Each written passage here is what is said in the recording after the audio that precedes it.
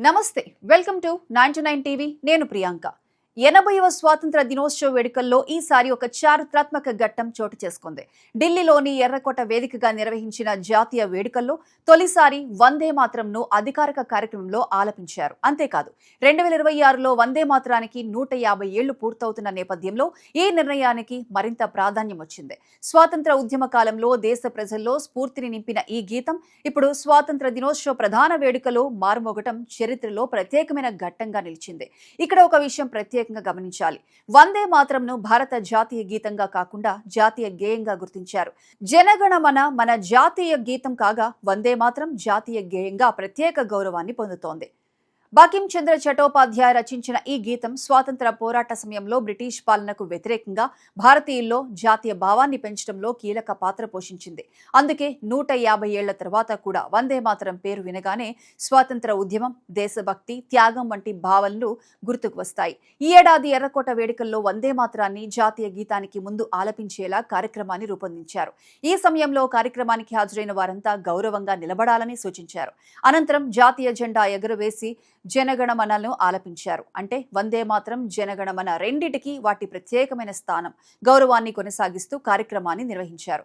ఇది కేవలం ఒక పాటను కార్యక్రమంలో చేర్చడం మాత్రమే కాదు. ఈ ఏడాది స్వాతంత్ర దినోత్సవ వేడుకలకు యువశక్తి ప్రధాన థీమ్గా ఉంది. 2047 నాటికి వికసిత్ భారత్ లక్ష్యాన్ని సాధించడంలో యువత పాత్రను ప్రధానంగా చూపించాలి అన్నది కేంద్ర ప్రభుత్వ ఉద్దేశం. అందుకే స్వాతంత్ర పోరాటంలో ఒకప్పుడు యువతలో స్ఫూర్తిని రగిలించిన వందే మాతరం ఇప్పుడు దేశ భవిష్యత్తును నిర్మించాల్సిన యువతకు ప్రతీకగా కూడా ఈ వేడుకల్లో ప్రదర్శించబడుతోంది.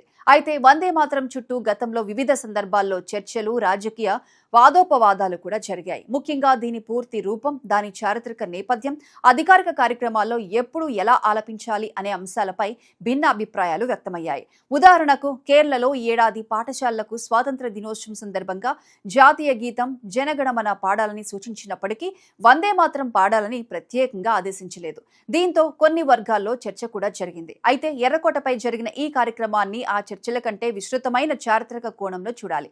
1947లో భారత్ స్వాతంత్రం పొందినప్పుడు స్వాతంత్ర పోరాటానికి సంబంధించిన అనేక గీతాలు, నినాదాలు ప్రజల్లో జాతీయ భావాన్ని పెంచాయి. వాటిలో వందే మాతరంకు ప్రత్యేక స్థానం ఉంది. ఇప్పుడు 80వ స్వాతంత్ర దినోత్సవం సందర్భంగా అదే గీతాన్ని దేశ అత్యంత ప్రతిష్టాత్మకమైన జాతీయ వేడుక వేదికపై అధికారిక కార్యక్రమంలో ఆలపించడం గతాన్ని, వర్తమానాన్ని కలిపే ప్రతీకగా మారింది.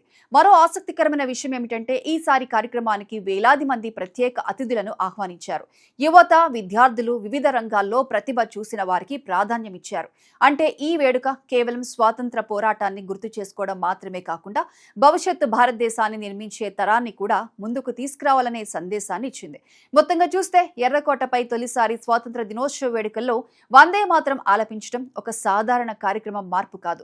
150 ఏళ్ల చరిత్ర ఉన్న ఒక జాతీయ గేయాన్ని స్వాతంత్ర వేడుకల ప్రధాన వేదికపై ప్రత్యేకంగా నిలబెట్టడం ద్వారా దాని చారిత్రక ప్రాధాన్యాన్ని మరోసారి గుర్తు చేశారు. అదే సమయంలో జనగణమనకు ఉన్న జాతీయ గీత హోదాను కొనసాగిస్తూ రెండు జాతీయ ప్రతీకలకు వాటి ప్రత్యేక గౌరవాన్ని ఇచ్చారు. స్వాతంత్ర పోరాటంలో ప్రజలను ఏకం చేసిన వందే మాతరం 2026లో యువశక్తి, వికసిత్ భారత్ వంటి భవిష్యత్ లక్ష్యాలతో అనుసంధానం అవ్వటం ఈ వేడుకలోని అసలు ప్రత్యేకత. ఒకప్పుడు స్వాతంత్ర్యం కోసం ప్రజల్లో స్ఫూర్తి నింపిన వందే మాతరం ఇప్పుడు అభివృద్ధి చెందిన భారతదేశం కోసం కొత్త తరానికి స్ఫూర్తిగా మారాలి అన్నదే ఈ చారిత్రాత్మక వేడుక ఇచ్చిన ప్రధాన సందేశంగా చెప్పుకోవచ్చు.